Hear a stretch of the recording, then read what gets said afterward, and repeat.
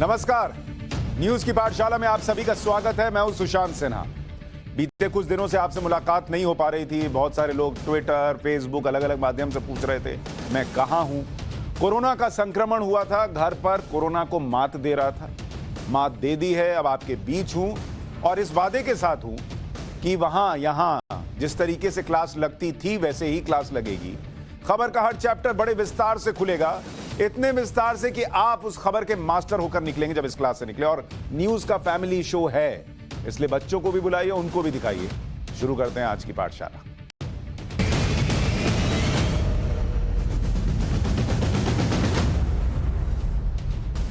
तो सबसे पहले आपको बताऊं कि आज पाठशाला में आपके लिए क्या क्या लेकर आया हूं। जल्दी से ये बता दूं, पाठशाला में आज पीएम मोदी का जो भाषण था आज संसद के अंदर, उसको डिकोड करेंगे। वो भाषण आपने सुना होगा, उसके कुछ हिस्से सुने होंगे। प्रधानमंत्री दरअसल उसमें कहना क्या चाह रहे थे, क्या जो उन्होंने कहा वो वाकई फैक्ट शीट पर भी सही उतरता है, वो आज आपको बताएंगे। क्योंकि इसमें हम पीएम के 1.5 घंटे के भाषण की फैक्ट शीट भी लेकर आए। पीएम जो कह रहे थे और जो दिख रहा है वो कितना मेल खाता है और पीएम को ये सब क्यों कहना पड़ा, वो भी आज आपको समझाएंगे इस क्लास में। इसके बाद थोड़ा पंजाब की पॉलिटिक्स का जिक्र करेंगे और पंजाब में सिद्धू के सरेंडर का चैप्टर खोलेंगे। नवजोत सिंह सिद्धू ठोको ताली बोलते बोलते कैसे उनको ठोक दिया गया सियासत में, वो आज आपको बताएंगे। और साथ ही आपको यह भी बताएंगे कि चन्नी ज्यादा गरीब है या नवजोत सिंह सिद्धू ज्यादा गरीब हैं। ये दोनों की गरीबी का चैप्टर भी आज आपके सामने रखूंगा। और आखिर में गजबे है वाली तस्वीर भी होगी। तो शुरू करते हैं सबसे पहले पॉलिटिकल साइंस की क्लास।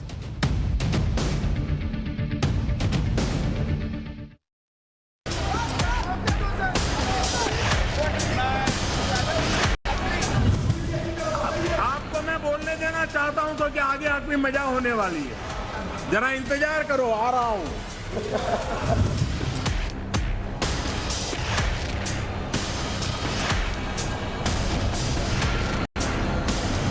पंडित नेहरू देश के पहले प्रधानमंत्री लाल किले से बोल रहे हैं। लेकिन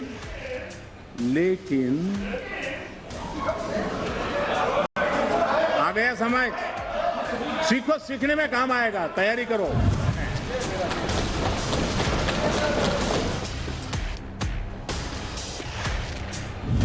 जरा मैं आज कोट सुनाता हूं। माननीय अध्यक्ष जी, पंडित नेहरू जी देश के प्रथम प्रधानमंत्री। मैं जानता हूं कि रक्षा सौदों में कितनी बड़ी ताकतें पहले अच्छों को खरीद लेती थी। ऐसी ताकतों को मोदी ने चुनौती दी और इसलिए मोदी पर उनकी नाराजगी नहीं, गुस्सा होना भी बहुत स्वाभाविक है।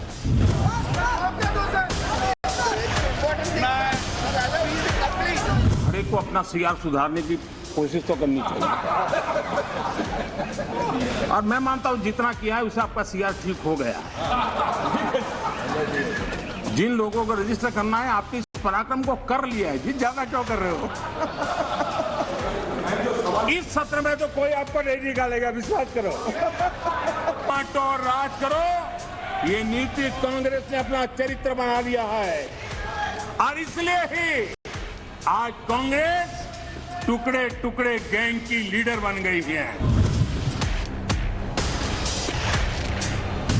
जो लोग इतिहास से सबक नहीं लेते हैं वो इतिहास में खो जाते हैं। देखिए, आपकी इच्छा रहती है ना। मैं प्रधानमंत्री ने जो आज बातें कही वो बड़ी इंपॉर्टेंट थी, आपको सुननी और समझनी चाहिए। दरअसल राष्ट्रपति के अभिभाषण पर आज लोकसभा में प्रधानमंत्री अपनी बात रखने आए थे। इसके पहले राहुल गांधी, दूसरे नेता बोल चुके थे। आज पीएम की बारी थी। वो भी आए तो पूरी तसल्ली से आए थे कि आज तो निपटाना है और उन्होंने हर मुद्दे पर जवाब दिया। पाठशाला में पीएम के भाषण के सिलसिलेवार तरीके से उसको हम डिकोड करेंगे। दरअसल प्रधानमंत्री का जो भाषण था, वो पूरा भाषण अगर आप देखने जाइएगा तो वो पूरा भाषण प्रधानमंत्री ने आज, जो मैं कह रहा हूं कि तसल्ली से आज बातें रखी, 1 घंटा और 42 मिनट का भाषण था प्रधानमंत्री नरेंद्र मोदी का।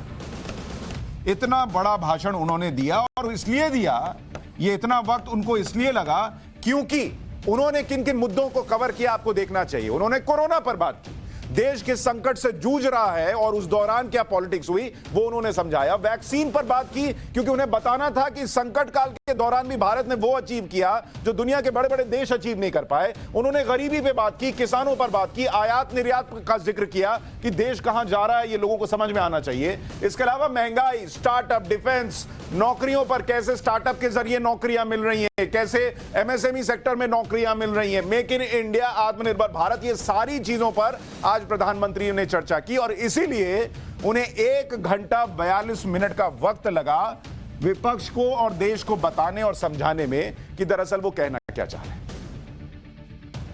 लेकिन प्रधानमंत्री ने जो आज बातें कही उनका जोर एक बात पर था और वो जोर ये था कि विपक्ष को नरेंद्र मोदी या बीजेपी की जितनी आलोचना करनी है कर ले, लेकिन देश को बख्श दे। उनका कहना था पॉलिटिक्स होनी चाहिए लेकिन कम से कम देश को ताक पर रखकर नहीं होनी चाहिए। और जो उन्होंने बातें इसके लिए कही वो आज आपको सुनवाऊंगा और उसकी फैक्ट शीट आपके सामने रखूंगा ताकि बात यह ना हो कि सिर्फ कही गई इसलिए आपने मान लें। प्रधानमंत्री मोदी ने आरोप लगाया कि कांग्रेस जनता से दूर है, उसकी सुई 2014 पर अटकी हुई है और एक एक राज्य का जिक्र कर पूछा कि क्या कारण है कि वो दशकों से इन राज्यों से सत्ता से दूर हैं। और प्रधानमंत्री ने इसके लिए एग्जाम्पल दिया। उन्होंने कहा कि नागालैंड, जो अगर आप मैप में देखेंगे बिल्कुल पूर्वोत्तर में पड़ता है, नागालैंड के लिए उन्होंने कहा कि 1998 में आखिरी बार वहां कांग्रेस जो है वो सत्ता में आई थी। 24 साल बीत गए, वहां पब्लिक ने दोबारा कांग्रेस को मौका नहीं दिया। उन्होंने फिर जिक्र किया ओडिशा का। यहां मैप में देखिए, यहां ओडिशा है। 1995 में 27 साल पहले कांग्रेस की सरकार बनी थी, उसके बाद लोगों ने कांग्रेस को वहां मौका नहीं दिया। उसके बाद उन्होंने जिक्र किया कि गोवा में 1994 में 28 साल पहले, गोवा का जिक्र कर रहे हैं यहां पर, गोवा को अगर आप देखने जाइएगा तो वहां पर 28 साल पहले स्पष्ट बहुमत से कांग्रेस की सरकार बनी। उसके बाद गोवा की पब्लिक ने आपको मौका नहीं दिया। फिर प्रधानमंत्री ने जिक्र किया त्रिपुरा का। 1988, 34 साल पहले कांग्रेस यहां सत्ता में आई, उसके बाद वहां मौका नहीं मिला। अगला राज्य जिसका उन्होंने जिक्र किया यूपी का। 1985 में 87 साल पहले देश के दिल में उत्तर प्रदेश में कांग्रेस बसा करती थी। उस दिल से लोगों ने निकालकर फेंका, उतारा नजरों से, तो फिर चढ़ने का मौका नहीं दिया। और ये क्यों कह रहे थे वो आपको बताऊंगा। बिहार में 1985, 37 साल पहले वहां पर मौका मिला था कांग्रेस पार्टी को, फिर नहीं मिला। और गुजरात में 1985, 37 साल पहले। इन सारे राज्यों का जिक्र करते करते प्रधानमंत्री यह कहना चाह रहे थे पश्चिम बंगाल में 1972, 50 साल बीत गए, कांग्रेस फिर सत्ता में नहीं लौटी। तमिलनाडु में 60 साल हो गए, 1962, जिस तमिलनाडु के लिए राहुल गांधी के दिल में इतना दर्द था, वहां 60 साल से पब्लिक ने मौका नहीं दिया कांग्रेस पार्टी को। तेलंगाना में, भले तेलंगाना कांग्रेस के राज्य में, यूपीए राज्य में बना, लेकिन आज तक खाली हाथ है। प्रधानमंत्री का कहना यह था कि जब आप देश को ताक पर रख देते हैं और आपकी पॉलिटिक्स जनता की पॉलिटिक्स नहीं होती है, तब यह होता है कि आप देश के मैप से सालों से इस तरीके से गायब होने लगते हैं। एक बार प्रधानमंत्री का भाषण सुनिए, उस हिस्से को सुनिए। नागालैंड के लोगों ने आखिरी बार 1998 में कांग्रेस के लिए वोट किया था, करीब 24 साल हो गए।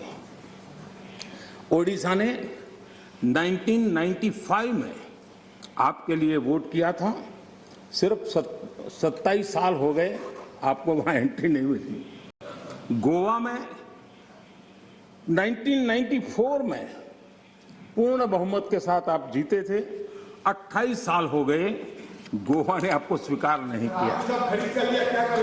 पिछली बार 88 में त्रिपुरा में वहां की जनता ने वोट दिया था, करीब 34 साल पहले त्रिपुरा में। कांग्रेस का हाल है यूपी, बिहार और गुजरात। आखिर में 1985 में, 1985 में, करीब 37 साल पहले आपके लिए वोट किया था।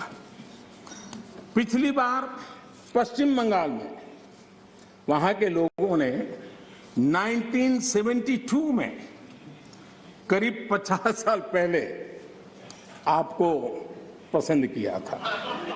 तमिलनाडु, आखिर में 1962 में यानी करीब 60 साल पहले आपको मौका मिला था। तेलंगाना बनाने का श्रेय लेते हैं, लेकिन तेलंगाना बनने के बाद भी वहां की जनता ने आपको स्वीकार नहीं किया। झारखंड का जन्म हुआ, 20 साल हो गए, पूर्ण रूप से कांग्रेस को स्वीकारते नहीं है, पिछले दरवाजे से वो घुसने का प्रयास करते हैं।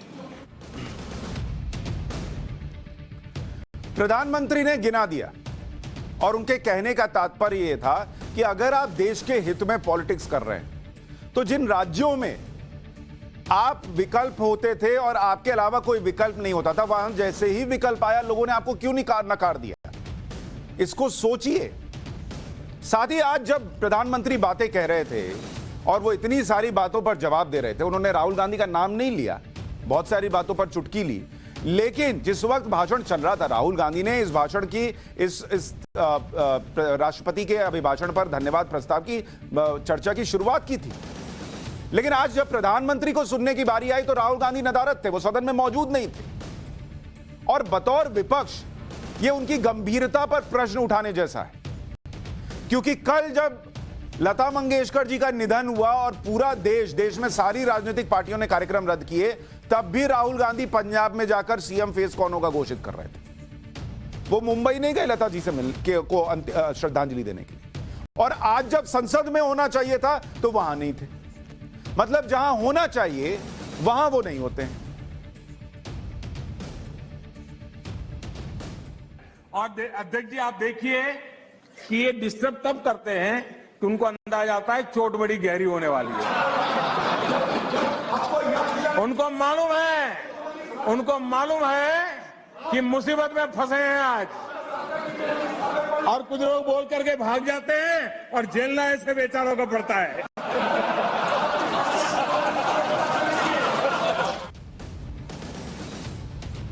प्रधानमंत्री भी आज चुटकी लेने के मूड में थे।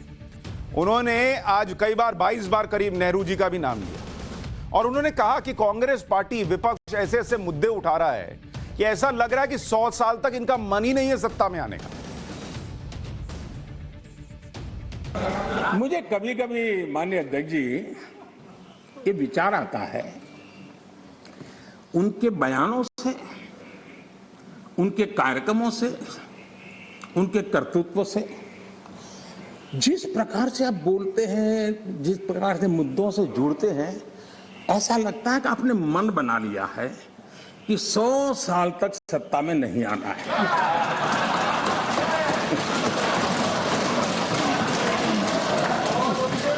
कोई ऐसा नहीं करता जी। थोड़ी सी भी आशा होती, थोड़ा सा भी लगता हाँ यार देश की जनता फिर से फुलहार करेगी, तो ऐसा नहीं करते। और इसलिए खैर अब आपने ही तय कर लिया 100 साल के लिए, तो फिर मैंने भी तैयारी कर ली है।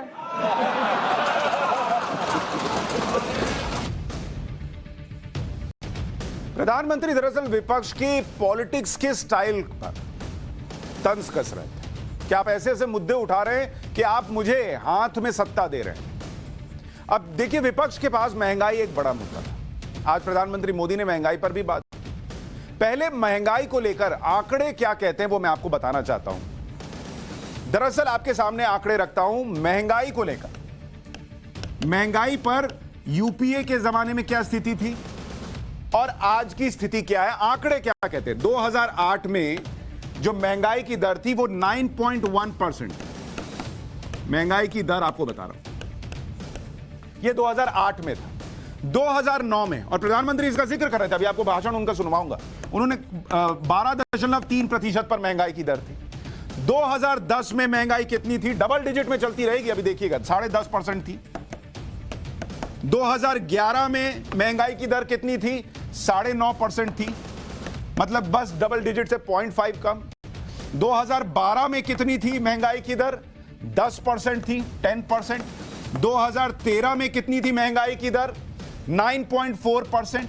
ये इस देश में महंगाई की दर का हाल था यूपीए के जमाने में, जिसका जिक्र आज प्रधानमंत्री कर रहे थे।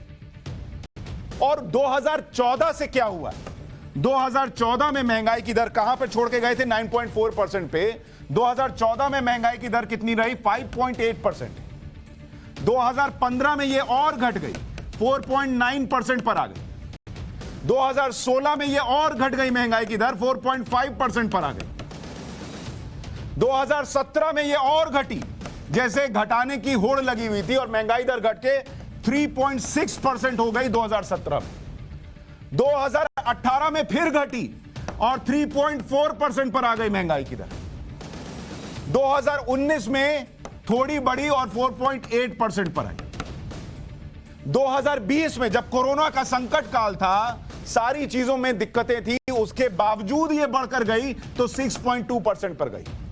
और 2021 में 2021 में ये 5.6% पर घटकर आ गई।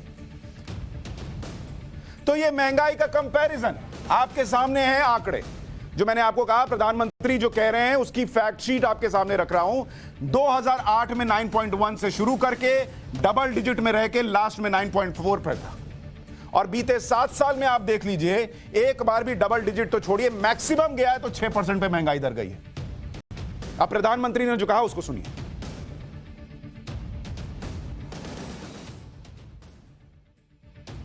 हमारी सरकार ने, एनडीए सरकार ने पहले दिन से सतर्क और संवेदनशील रह करके इस मसले को बारीकाई से हैंडल करने का प्रयास किया है। और इसलिए हमारी सरकार महंगाई नियंत्रण को अपनी वित्तीय पॉलिसी का प्राथमिक लक्ष्य बनाया हमने। कांग्रेस के जहां महंगाई दर डबल डिजिट में थी, 10% से ज्यादा थी, वहीं 2014 से 2020 तक महंगाई 5% से कम रही है। 5% से कम रही है। कोरोना के बावजूद इस साल महंगाई 5.2% रही है, और उसमें भी फूड इन्फ्लेशन 3% से कम रही है। महंगाई पर प्रधानमंत्री मोदी ने देश के पहले प्रधानमंत्री रहे जवाहरलाल नेहरू को भी याद। उन्होंने कहा कि कांग्रेस के राज में नेहरू जी ने लाल किले से कहा था कि कोरिया में लड़ाई हो जाती है तो देश में महंगाई बढ़ जाती है। एक बार प्रधानमंत्री नरेंद्र मोदी को सुनिए, फिर आपको जवाहरलाल नेहरू का वो बयान, वो स्टेटमेंट भी हमने ढूंढ कर निकाला है, वो भी सुनाऊंगा। पहले पीएम मोदी को सुनिए। नेहरू जी लाल किले से देश को संबोधन करते हुए क्या कह रहे हैं? कभी कभी कोरिया में लड़ाई भी हमें प्रभावित करती है। इसके चलते वस्तुओं की कीमतें बढ़ जाती है। इति नेहरू जी, भारत के पहले प्रधानमंत्री। कभी कभी कोरिया में लड़ाई भी हमें प्रभावित करती है। इसके चलते वस्तुओं की कीमतें बढ़ जाती हैं और यह हमारे नियंत्रण से भी बाहर हो जाती है। देश के सामने देश का पहला प्रधानमंत्री हाथ ऊपर कर देता है, हाथ ऊपर कर देता है। आगे क्या कहते हैं? देखो जी, आपके काम की बात है। आगे कहते हैं, पंडित नेहरू जी आगे कहते हैं,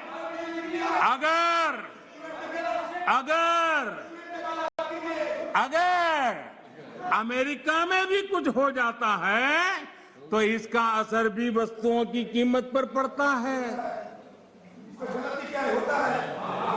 सोचिए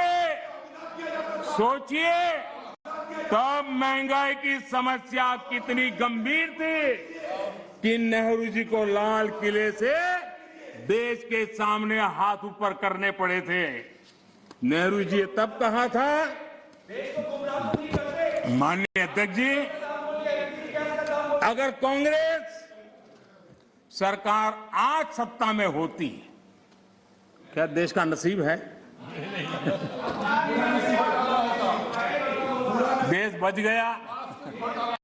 लेकिन आज अगर आप होते तो महंगाई कोरोना के खाते में जमा करके झाड़ करके निकल जाते आप लोग। लेकिन हम बड़ी संवेदनशीलता के साथ इस समस्या को महत्वपूर्ण समझ करके उसके समाधान के लिए पूरी ताकत से काम कर रहे हैं। चूंकि हम प्रधानमंत्री नरेंद्र मोदी के भाषण की फैक्ट शीट भी आपके सामने रख रहे हैं, तो जब पीएम ने जवाहरलाल नेहरू के भाषण का जिक्र किया तो हमने उसको भी ढूंढा। साल 1951 में जवाहरलाल नेहरू जी ने महंगाई पर लाल किले से सफाई दी थी। आपको 1951 का जवाहरलाल नेहरू का वो भाषण भी सुनवाता हूं जिसका जिक्र प्रधानमंत्री कर रहे थे। आप जानते हैं, मैं आपको क्या बताऊं किस तरह से चीजों के दाम बढ़े, उसका असर सारी कौम पर, चाहे आप तनख्वाह लेते हैं या कुछ और तरह से रहते हैं, एक दाम बढ़ते जाते हैं। खाने का सवाल, खाने की कमी, राशनिंग और क्या क्या बातें आई और आप परेशान हुए और आप लोगों ने या मुल्क ने अक्सर शिकायत की और शिकायत की, क्योंकि परेशानी की शिकायत करनी है।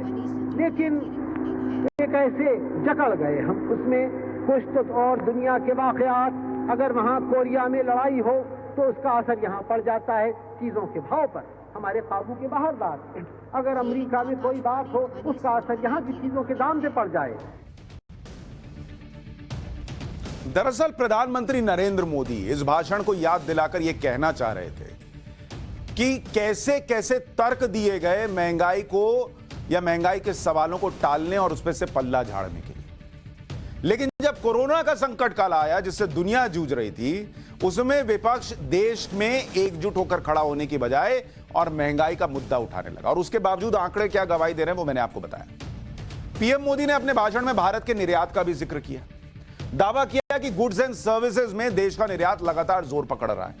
साल 2014 में क्या हालात थे और अब क्या है, पाठशाला में इसकी फैक्ट शीट आपको दिखाता हूं कि जो प्रधानमंत्री ने निर्यात को लेकर कहा कि हम भारत जो है वो कैसे निर्यात में मजबूत हुआ है, उसकी तस्वीर आपको दिखाता हूं।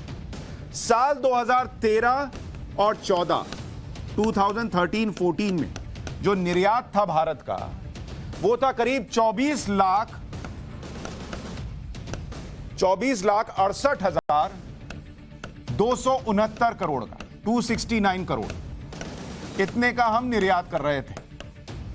और अप्रैल 2021 से अप्रैल 2021 से लेकर दिसंबर 2021 तक अगर आप इस पीरियड में निर्यात देखिएगा भारत का, तो भारत का कुल निर्यात रहा 35,76,000 करोड़, 76,000 करोड़ का।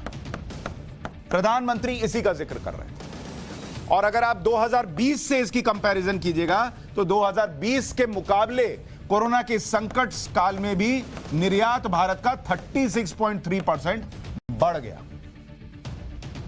यह प्रधानमंत्री जब बता रहे थे तो उनका कहना था कि देश नई ऊंचाइयों की तरफ बढ़ रहा, मिलकर बढ़ रहा है, इसमें हमें सहयोग करना चाहिए। और 2021 में 7600 करोड़ रुपए का ट्रैक्टर एक्सपोर्ट किया हमने। दिसंबर 2021 से दिसंबर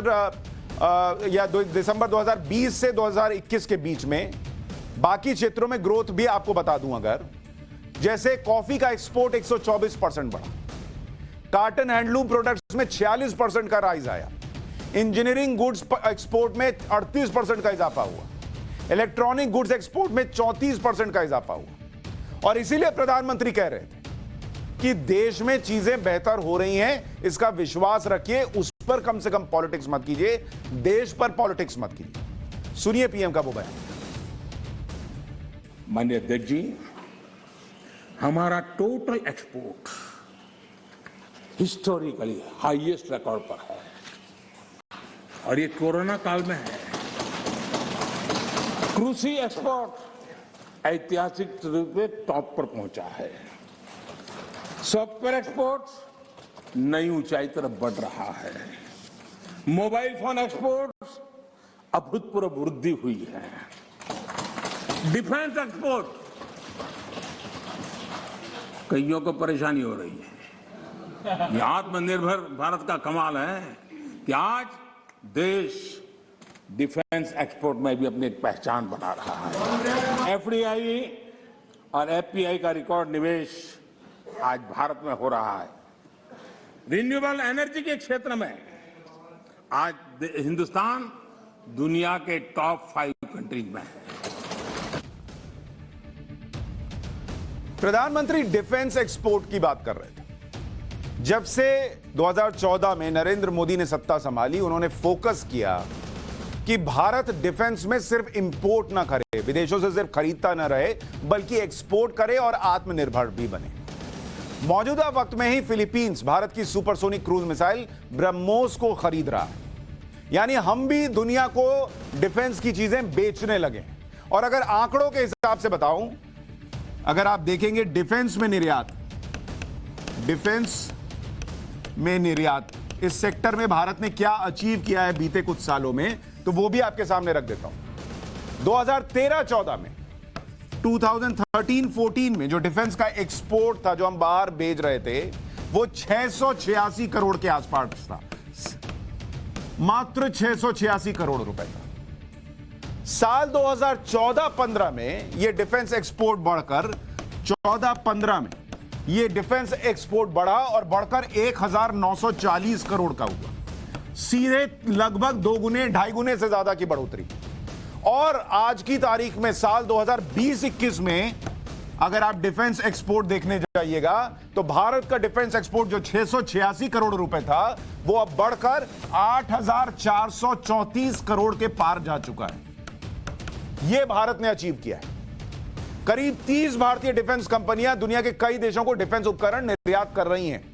और टारगेट यह है 2024 तक का टारगेट, अगर कह लीजिए, जो माना जा रहा है कि हो सकता है अचीव हो जाए, कि यह आंकड़ा 8,434 करोड़ का जो डिफेंस एक्सपोर्ट है, इसको बढ़ाकर 35,000 करोड़ पर पहुंचाया जाए। और इस दिशा में जैसे तेजी आ रही है, कहां 686 करोड़ आजादी से लेकर 2014 के बीच में, और कहां 2014 से लेकर 2021 के बीच में 8,434 करोड़, तो 35,000 करोड़ भी कोई बहुत दूर की बात नहीं है।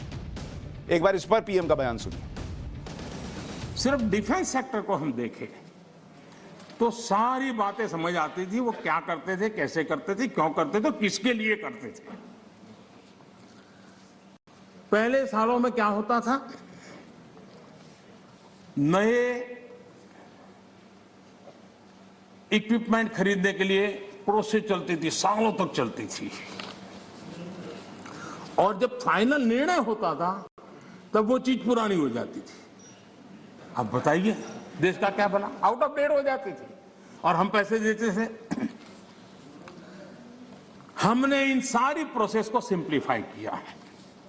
माननीय अध्यक्ष जी, इस बजट में भी हमने ज्यादा से ज्यादा रक्षा उपकरण भारत में ही बनाएंगे, भारतीय कंपनियों से ही खरीदेंगे, ये बजट में प्रावधान किया है। बाहर से लाने के रास्तों बंद करने की दिशा में हम कदम बढ़ाए हैं। हमारी सेनाओं की जरूरत पूरी होने के अलावा हम एक बड़े डिफेंस एक्सपोर्टर बनने का सपना लेकर के चल रहे हैं और मुझे विश्वास है ये संकल्प भी पूरा होगा। मैं जानता हूं कि रक्षा सौदों में कितनी बड़ी ताकतें पहले अच्छों को खरीद लेती थी। ऐसी ताकतों को मोदी ने चुनौती दी और इसलिए मोदी पर उनकी नाराजगी नहीं, गुस्सा होना भी बहुत स्वाभाविक है। प्रधानमंत्री मोदी बड़ी बात कह रहे हैं। दुनिया में हथियारों का बाजार इतना बड़ा है और उस बाजार की वजह से कई बार दुनिया में शांति नहीं आ पाती, क्योंकि उनका बिजनेस है हथियार। और उस बाजार को चुनौती दे रहे हैं नरेंद्र मोदी ये कहकर कि हम भारत में बनाएंगे और दुनिया को बेचेंगे, दुनिया से खरीदते नहीं रहेंगे, जो हमने किया है आजादी के बाद से 2014 में। और इसीलिए वो टारगेट भी हो रहे हैं, ऐसा उनका कहना है। कोरोना काल के बावजूद देश में स्टार्टअप इंडस्ट्री में बड़ा बूम आया। प्रधानमंत्री मोदी ने इसका भी जिक्र किया, कैसे देश में स्टार्टअप इंडस्ट्री आगे बढ़ी। साल 2014 में 500 से कम स्टार्टअप थे और साल 2022 में यह बढ़कर 60,000 से ज्यादा हो गए। 44 नए यूनिकॉर्न स्टार्टअप आए और 2022 के पहले हफ्ते में ही 2 नए भारतीय स्टार्टअप यूनिकॉर्न बन गए और उनकी वैल्यूएशन $1 बिलियन से ज्यादा हो गई। वैल्यूएशन $1 बिलियन से ज्यादा हो जाती है तो उसे यूनिकॉर्न स्टार्टअप कहा जाता है। 2022 में $1 अरब से ज्यादा वैल्यू वाले स्टार्टअप की कुल संख्या 100 से ज्यादा हो सकती है भारत के अंदर। यूनिकॉर्न के मामले में भारत तीसरे नंबर पर है। पहले नंबर पर अमेरिका और दूसरे नंबर पर चीन है। 2014 के पहले हमारे देश में सिर्फ 500 स्टार्टअप थे। जब अवसर दिया जाता है देश के नौजवानों को तो क्या परिणाम आता है। इन 7 साल में 2014 के पहले 500 स्टार्टअप, इस 7 साल में 60,000 स्टार्टअप इस देश में काम कर रहे हैं। ये मेरे देश के युवाओं की ताकत है और उसमें यूनिकॉर्न बन रहे हैं और एक एक यूनिकॉर्न यानी हजारों करोड़ की उसकी वैल्यू तय हो जाती है। माननीय अध्यक्ष जी, और बहुत ही कम समय में भारत के यूनिकॉर्न सेंचुरी बनाने की दिशा में आगे बढ़ रहे हैं। ये बहुत बड़ा अचीवमेंट। हजारों करोड़ की कंपनी बनने में पहले दशकों लग जाते थे। आज हमारे नौजवानों की ताकत है, सरकार की नीतियों के कारण साल 2 साल के अंदर हजारों करोड़ के कारोबार को उनके आसपास वो देख पा रहे हैं। आज माननीय अध्यक्ष जी, हम स्टार्टअप्स, यूनिकॉर्न्स में इस मामले में दुनिया में टॉप 3 में पहुंच गए हैं।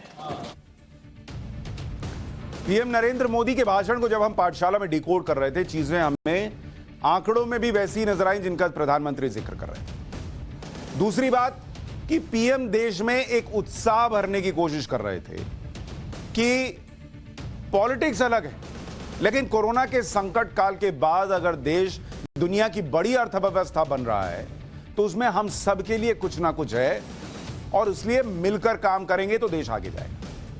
अच्छा, आज पीएम थोड़े मूड में थे तो उन्होंने शायरी के जरिए भी विपक्ष पर शब्दबाण छोड़े। जरा एक बार वो शायरी भी सुन लीजिए। वो जब दिन को रात कहें तो तुरंत मान जाओ, वो जब दिन को रात कहें तो तुरंत मान जाओ, नहीं मानोगे तो वो दिन में नकाब ओढ़ लेंगे। 2 करोड़ की जरूरत हुई, जरूरत हुई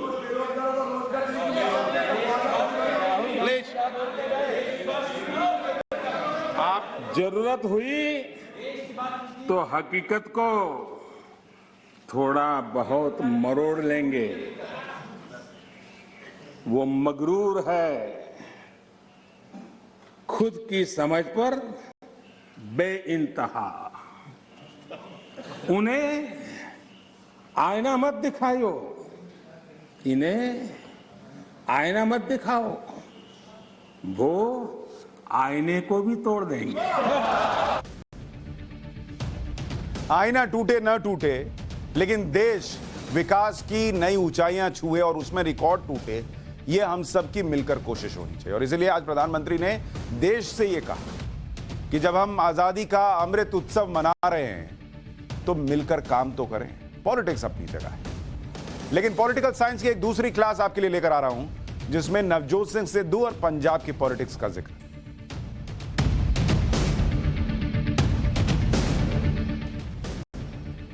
कांग्रेस ने पंजाब में नवजोत सिंह सिद्धू को छोड़ दिया और चरणजीत सिंह चन्नी पर दांव लगा दिया। जो चेहरा 4 महीने पहले तक एक्सीडेंटल सीएम था, वो अब पंजाब कांग्रेस के इंपॉर्टेंट फेस बन चुके हैं। जिन नवजोत सिंह सिद्धू को नेक्स्ट सीएम कहा जा रहा था, वो खाली हाथ है। सिद्धू पहले भी पंजाब कांग्रेस के अध्यक्ष थे, अब भी वही होकर रह गए। लेकिन इस फैसले की आप टाइमिंग देखिए। 20 फरवरी को वोटिंग होनी है और चुनाव में सिर्फ 12 दिन बचे।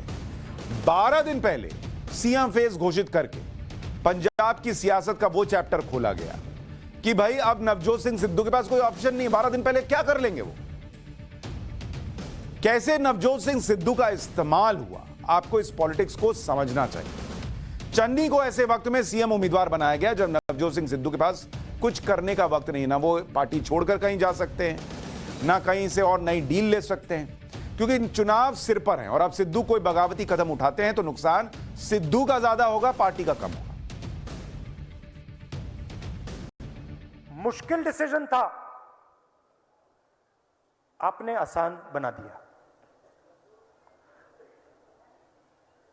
पंजाब के chief ministerial candidate Charanjit Singh Channi जी,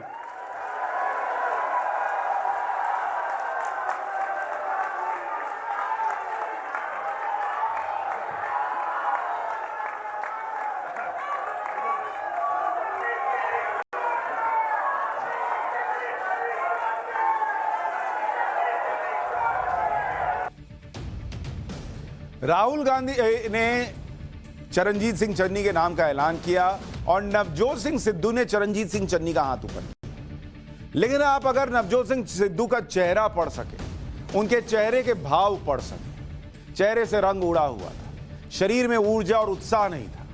और उनके नाम का ऐलान यानी चन्नी के नाम का ऐलान करने से पहले से जुड़ी एक कहानी भी आपको सुनाता हूं जो राहुल गांधी ने सुनाई। कहानी का टाइटल था गरीबी। एक बार उसको सुनिए। चन्नी जी, बात की मैंने उनसे, मैंने पूछा पापा क्या करते? आप जानते हो चन्नी जी की कहानी आप जानते हो? चन्नी जी गरीब घर के बेटे हैं, गरीब घर के बेटे हैं, गरीबी को समझते हैं,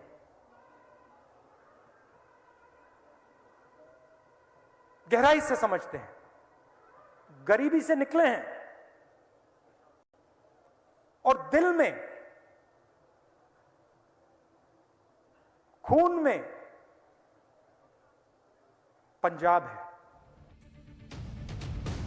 हालांकि कमाल की बात यह है कि राहुल गांधी ने कहा कि चरणजीत सिंह चन्नी को इसलिए चुना गया सीएम का चेहरा क्योंकि लोग चाहते थे गरीब का बेटा जो है वो सीएम का चेहरा बने। और चरणजीत सिंह चन्नी की गरीबी की कहानी उन्हें मंच पर खड़े होकर सुनानी पड़ रही थी। तो फिर लोगों ने किस गरीब की बात की थी? और वो भी उस पंजाब में जहां कांग्रेस पार्टी पहले सत्ता में रही, तब भी राजा जी कैप्टन अमरिंदर सिंह जो है वो 5 साल मुख्यमंत्री रहे। इस बार भी 4.5 साल कैप्टन अमरिंदर सिंह राजा जी मुख्यमंत्री रहे। आखिरी के कुछ वक्त में पंजाब की जनता को समझ में आया कि उन्हें गरीब मुख्यमंत्री चाहिए और उन्होंने राहुल गांधी से कहा कि गरीब मुख्यमंत्री दे दीजिए, तो उन्होंने चन्नी साहब को दे दिया। राहुल गांधी ने चरणजीत सिंह चन्नी के गरीब को गरीब का बेटा बताया। अब उनकी गरीबी कितनी है वो भी आपको समझनी चाहिए। चरणजीत सिंह चन्नी जो कि मुख्यमंत्री का चेहरा पंजाब में बनाए गए क्योंकि गरीब के बेटे हैं, तो हमने जरा चरणजीत सिंह चन्नी का चुनावी हलफनामा खंगाला। अब चरणजीत सिंह चन्नी जो हैं, चन्नी या चन्नी नहीं लिखना चाहिए, गरीब चन्नी जी की संपत्ति आपको बताता हूं कि उनके पास कितनी संपत्ति है, क्योंकि इसी गरीबी की वजह से वो मुख्यमंत्री का चेहरा चुनेगा। तो गरीब चन्नी जी की संपत्ति जो वो खुद बता रहे हैं 9 करोड़, हाँ सही सुन रहे हैं आप, 9 करोड़ 44 लाख रुपए की संपत्ति है उनके पास। ये चरणजीत सिंह चन्नी ने चुनावी हलफनामे में कहा। 9 करोड़ 44 लाख का गरीब आपने कहां देखा है? भगवान ऐसा गरीब मुझे जिस दिन बना दे, मैं उस दिन रिटायरमेंट ले लूं। बस एक बार इतना गरीब बना दे, इसका आधा गरीब भी बना दे तो भी काम चल जाएगा। उनके बैंक खाते में कितना पैसा है? बैंक खाते में गरीब चन्नी जी के इस वक्त मौजूद है 78,49,000 रुपए। ये उनके अकाउंट में है 78 लाख रुपए गरीब चन्नी जी के। उनके पास 32 लाख रुपए की टोयोटा फॉर्च्यूनर है। टोयोटा फॉर्च्यूनर ये गरीब चन्नी जी की गाड़ी है। अगर आप इससे कम वाली में चलते हैं तो सोचिए आप कितने गरीब होंगे। मैं तो सोच रहा हूं मैं कितना गरीब हूं। 32-32.5 लाख की गाड़ी वाला गरीब है तो हम लोग तो कहीं नहीं, हम लोग को तो फिर गरीबी रेखा की लाइन खोद के नीचे जाना पड़ेगा। इनकी पत्नी के पास 46 लाख की 2 गाड़ियां हैं। पत्नी के बैंक खाते में 12,76,000 रुपए अलग है। पत्नी के पास 54 लाख रुपए के 54 लाख रुपए के गहने मौजूद हैं पत्नी के पास, गरीब चन्नी जी की पत्नी के पास।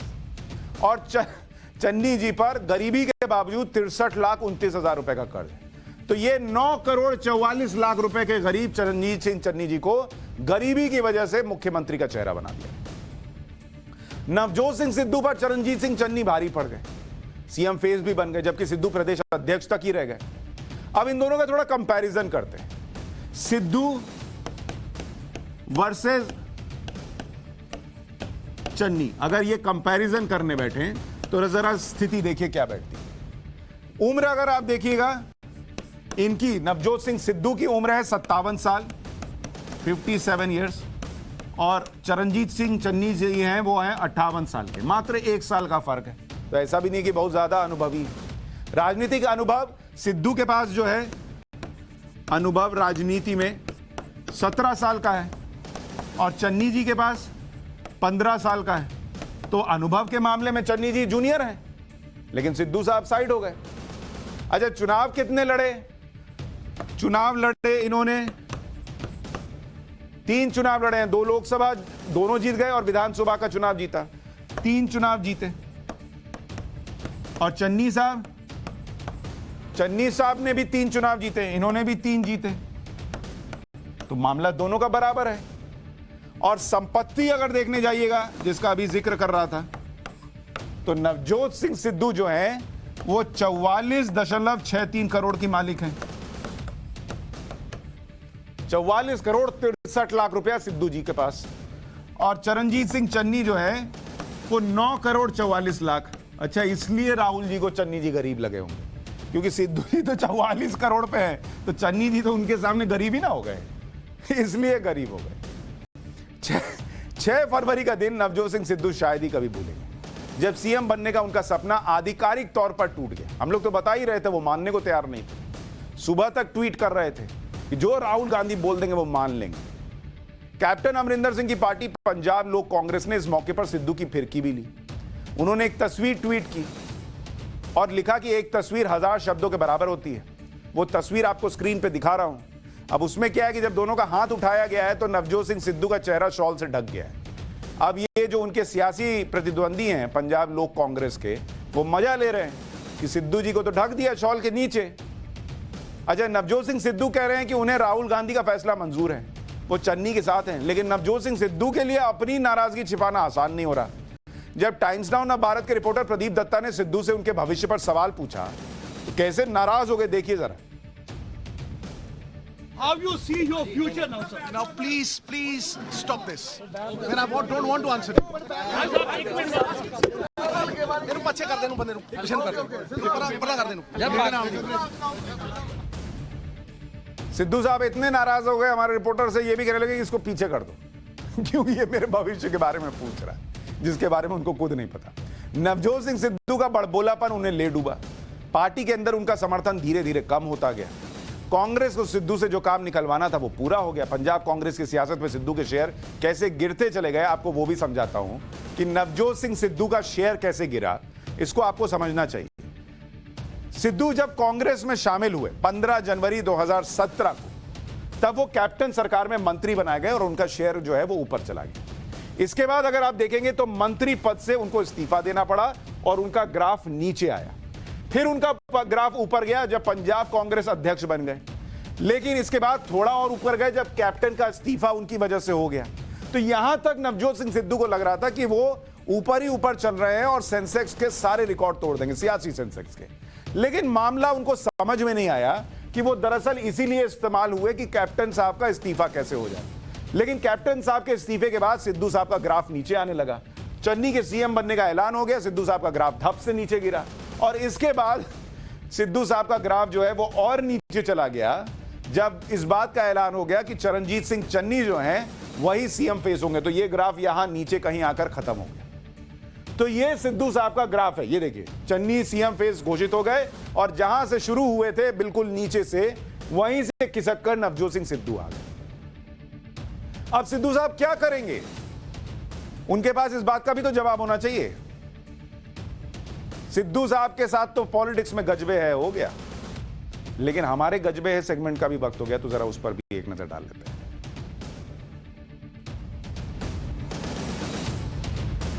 आज पाठशाला में गजबे है में आपको उत्तर प्रदेश चुनाव से जुड़ी हुई एक खबर दिखाता हूं। चुनावी माहौल है और इसमें नेताओं की बात को गंभीरता से नहीं सुनने का क्या परिणाम हो सकता है वो आज आपको तस्वीर में दिखाता हूं। समाजवादी पार्टी की रैली में तस्वीर आई जब सपा महासचिव रामजी लाल सुमन मंच पर अचानक अखिलेश के साथ बैठे जिला अध्यक्ष के पास गए और थप्पड़ मारने का इशारा करने लगे। ये देखकर अखिलेश यादव भी हैरान रह गए।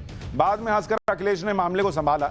जिला अध्यक्ष जितेंद्र वर्मा अखिलेश यादव से बात कर रहे थे। इसी से नाराज होकर रामजी लाल सुमन, जो उस वक्त कसीदे पढ़ रहे थे अखिलेश यादव की तारीफ के, उनको लगा मैं यहाँ इनको अभी मुख्यमंत्री घोषित कर रहा हूं और ये सुनने नहीं दे रहा है। उनको गुस्सा आ गया, जाके बस थप्पड़ देने ही वाले थे। एक बार देखिए वीडियो।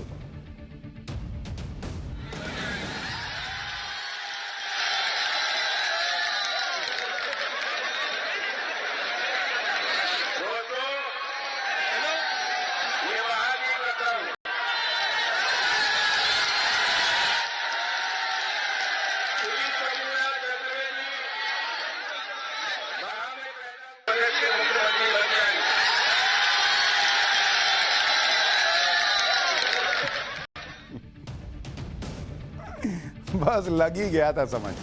चलिए पाठशाला में आज के लिए इतना ही। हमारी कोशिश ये रहती है कि यहाँ किसी को थप्पड़ वप्पड़ ना दिखाना पड़े।